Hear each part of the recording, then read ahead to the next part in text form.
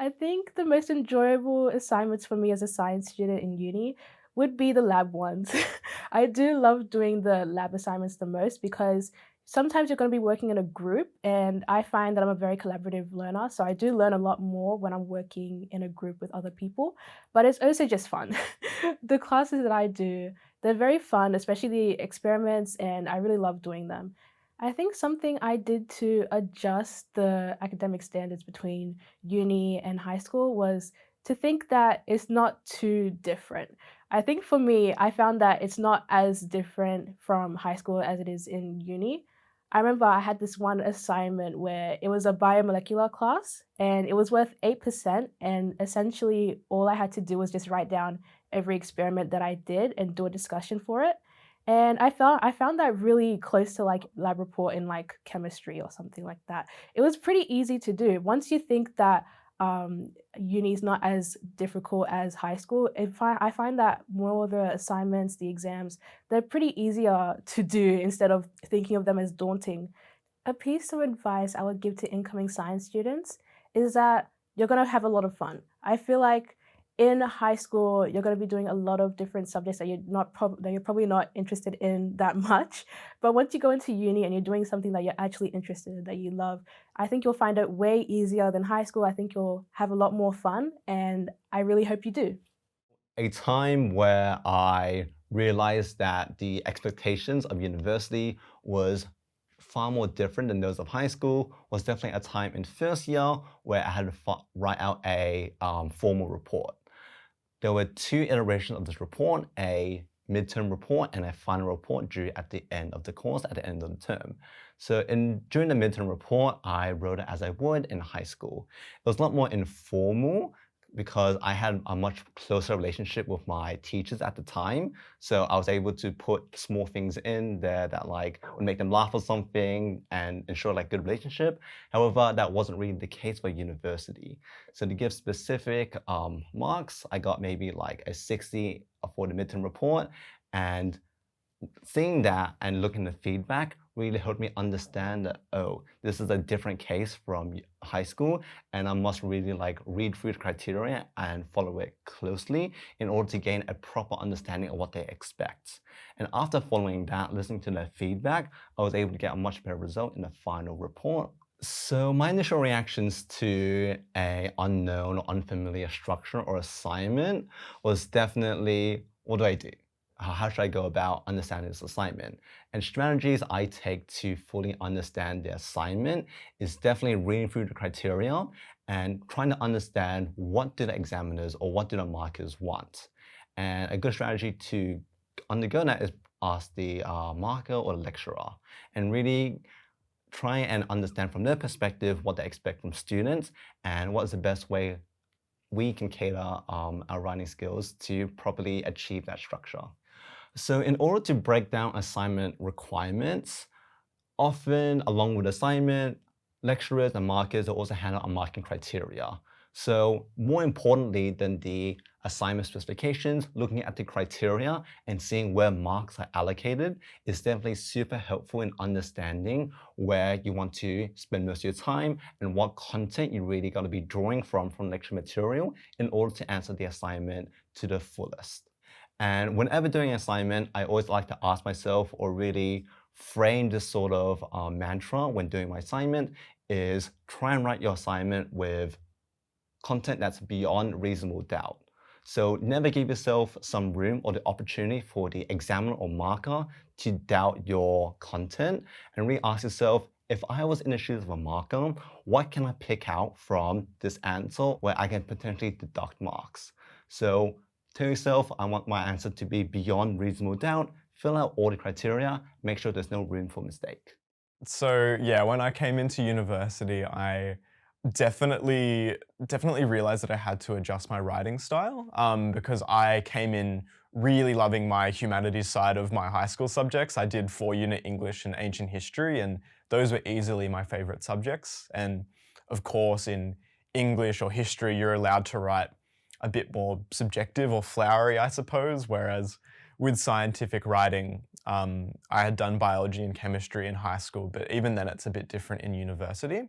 And there is absolutely no room for subjectivity in a lot of ways. You're reporting about exactly what happened, and you can never use words like, they had a massive finding or something like that. They will pull you up on that straight away. So for me, my first assignment marks that came back were a little bit of a shock, because I was just writing in a bit of a bloated way, I suppose, whereas you want to be very concise with scientific writing. But the feedback was really comprehensive, and I was able to sort of reflect on that and say, okay, I need to be writing a bit more clearer and just focusing on the facts instead of trying to, add more than there is to it, I suppose. So I guess the biggest thing that comes to mind when I think about why concise writing in psychology is important is, I guess, the idea that if you know something really well, you should be able to summarize it in a sentence or two. I'm sure a lot of people have heard the idea of, can you explain this concept to a 5-year-old? And I'd say it applies really well here.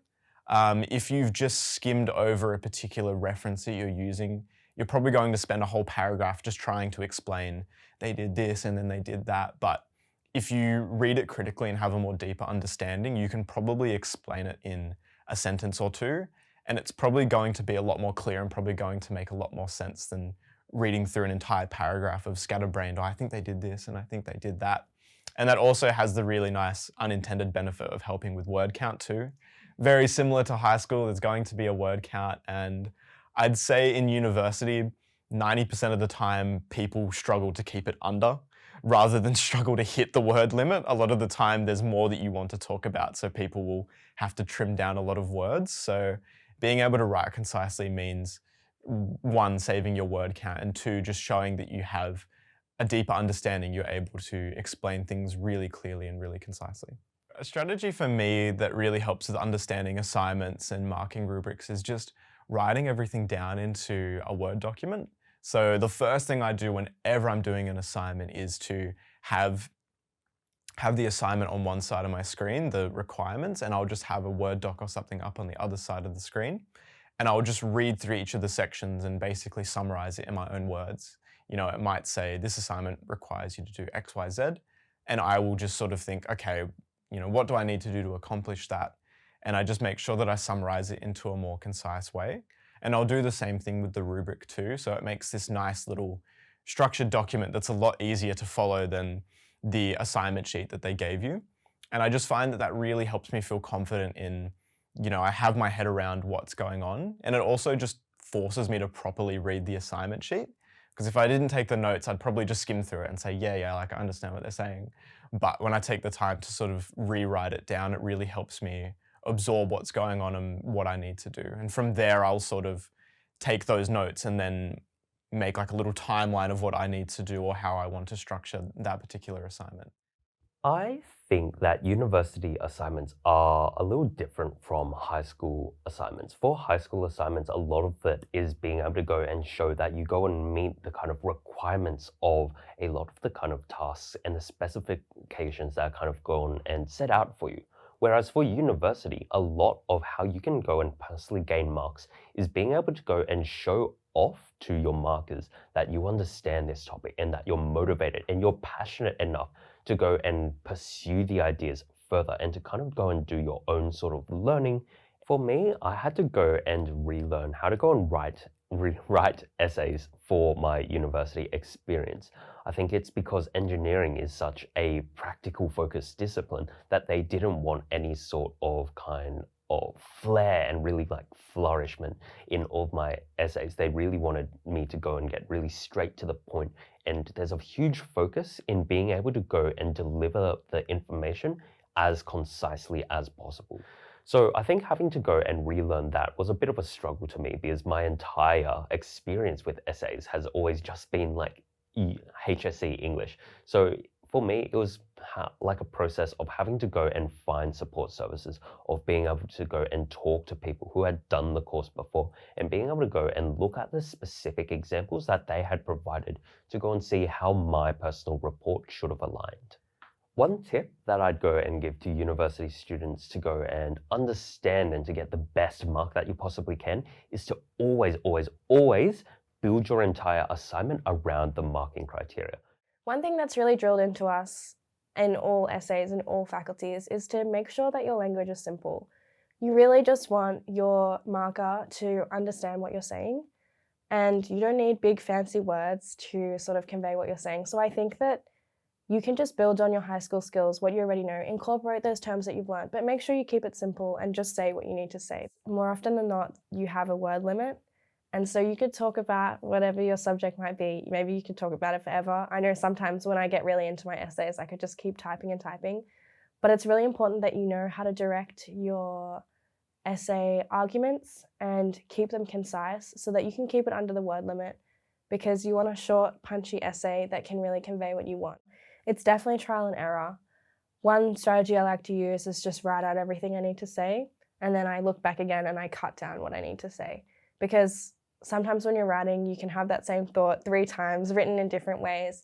And so it really just takes, writing it out, clarifying what you need to say, and then cutting out the rest. I also love using the library for the university because that page has so many different academic supports. They have resources on what you can write with and sort of reference. They even have like referencing help, which is really, really handy. I'd say confused. I was very confused. The terminology they were using and also the requirements expected. If I remember the assignment well, it was a computer science assignment and we had to make an app of some sort. And it was in week 3, which is very, very quick. University goes very quickly. And so I was very confused. And I was like, okay, how can we get this done in the 2 weeks we have? And I sat there, spoke to some friends, and I remember being like, okay, what do we do? And then we went to the tutor, and he helped us know what to do.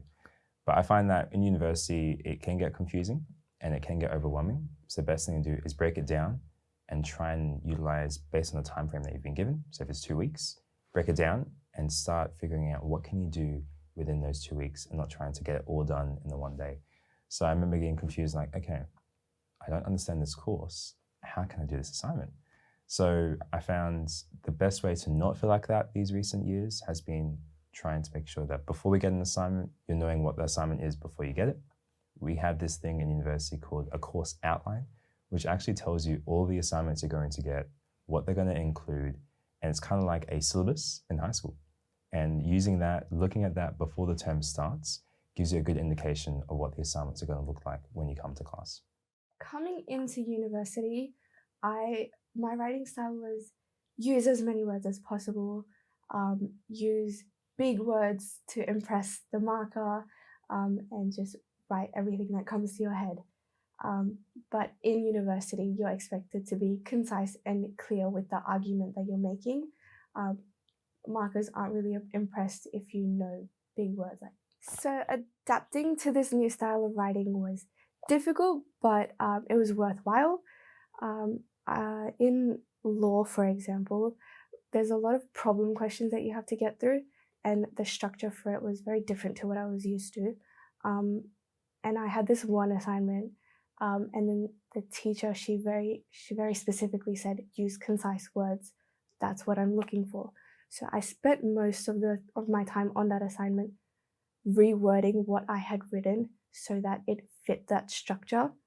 But in time, I adjusted by just practicing how to write and looking at past papers and seeing what was the writing style there so I could adjust my words to that. It takes time, but with time you do get better. Adjusting to the new writing standards is difficult, but it's not impossible. It does take time, and it's easier once you understand that everyone else around you is also trying to adjust. But looking at examples of what the writing style can look like and then seeing what you might be able to do differently helps you adjust that. Asking your tutors and your lecturers if they can provide examples also helps.